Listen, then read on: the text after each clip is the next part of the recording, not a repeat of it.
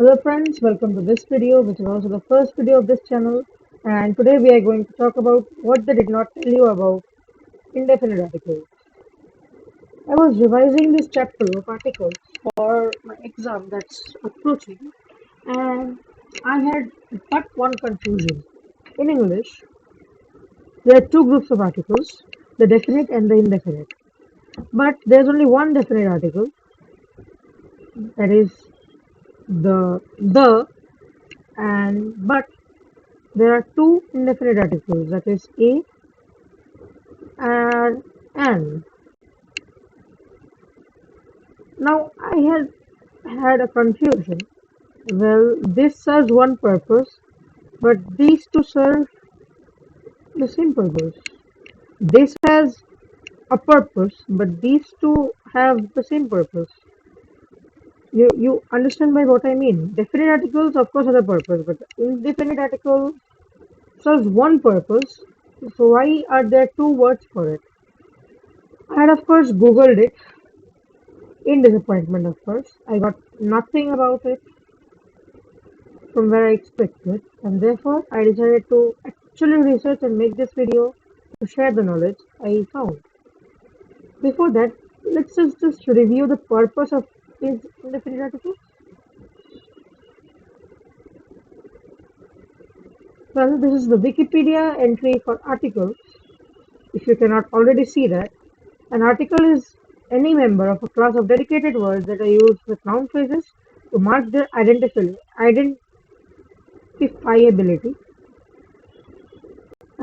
But I was in disappointment because the part I had been looking for had been just ignored by Wikipedia. It's just grouped like I did in the first slide of this presentation. Why? Why are there two indefinite articles if they serve the same purpose? Well, to know this, let us know about the pronunciation problem. Now, what is the pronunciation problem? Before I move on with this video, let's try a small experiment. Let's play a game. Try pronouncing a umbrella. I know it starts with an "and", but for now let us assume there is just one indefinite article. Try producing a umbrella without stopping, and also by maintaining the distinctivity of the words a and umbrella, and not just end up saying a umbrella with a longer a sound. There is a phonetic for the pronunciation a, by the way, just in case you did not know. I'll give you 5 seconds.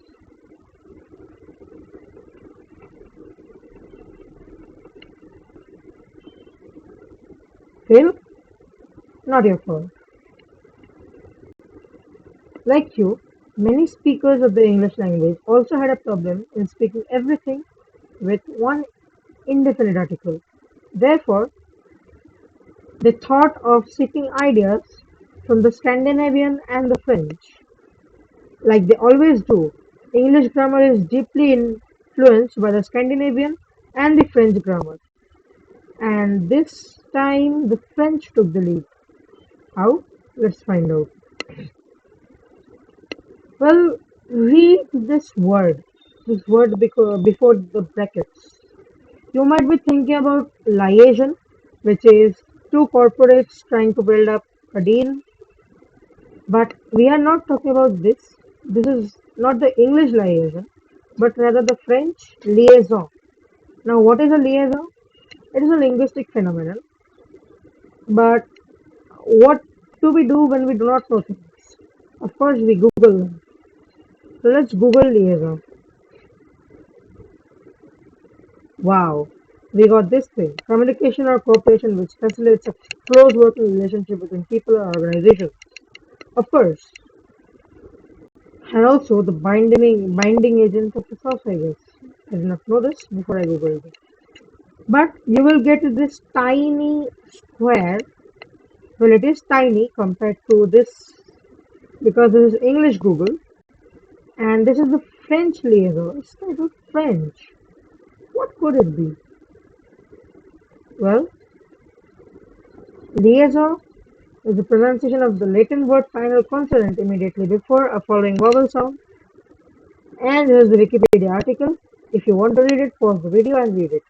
By the way, you might not know terms as Sandhi and Posa, but these terms will be taken in future videos on this particular channel. Now, to simply explain you, in French, the last letter of a word is usually muted if it's a consonant. For instance, petit. You might read this as petit, but the French have different ways of pronunciation.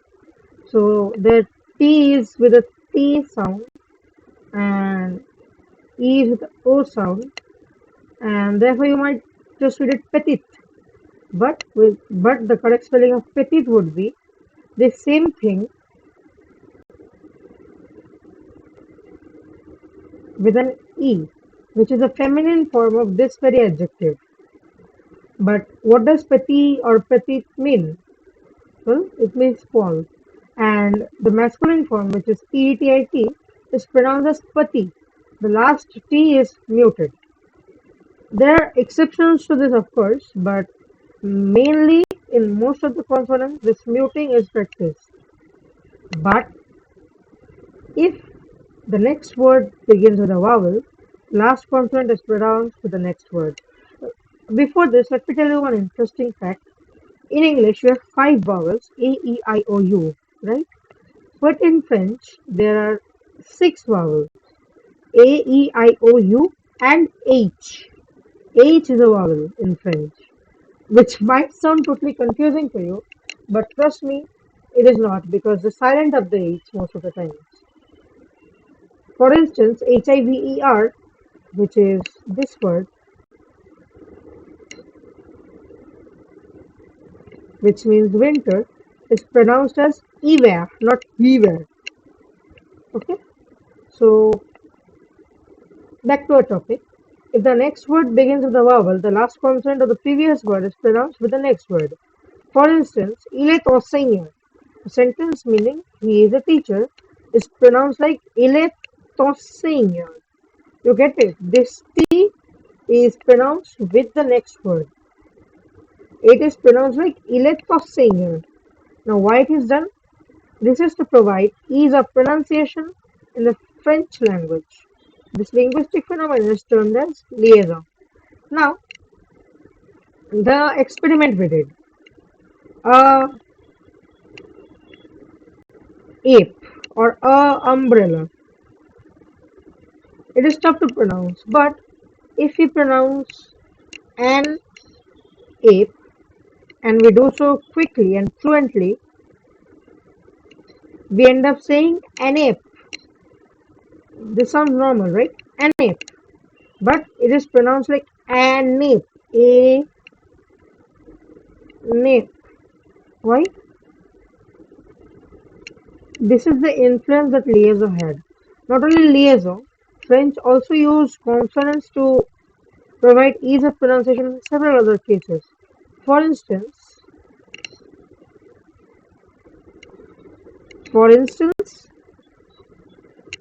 il y a. Il y a means there is. The inverted form of it should be, according to French grammar, ya il. But there comes a pronunciation problem. Yail. The distinction is not really maintained. Therefore, they use a T in the middle. It's pronounced as yatil. Again, the T is pronounced with the il as til.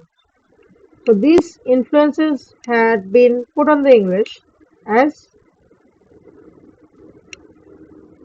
the consonant n was added to the consonant n was added to the a, that is the indefinite article. Now you might have a question too. Why do words like university and universe are preceded by a while they are vowels?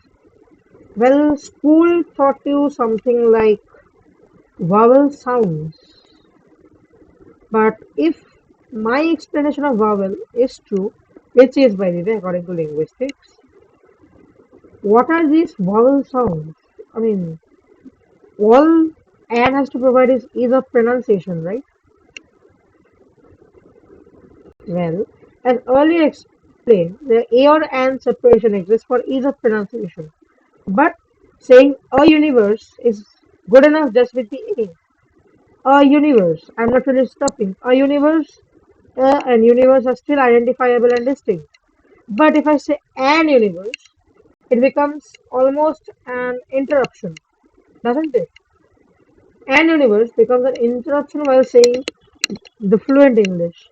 Since an was introduced for ease of pronunciation, we did not put this with the U sound starting words. Just we could pronounce that easily. I hope you enjoyed this video. Thanks for watching.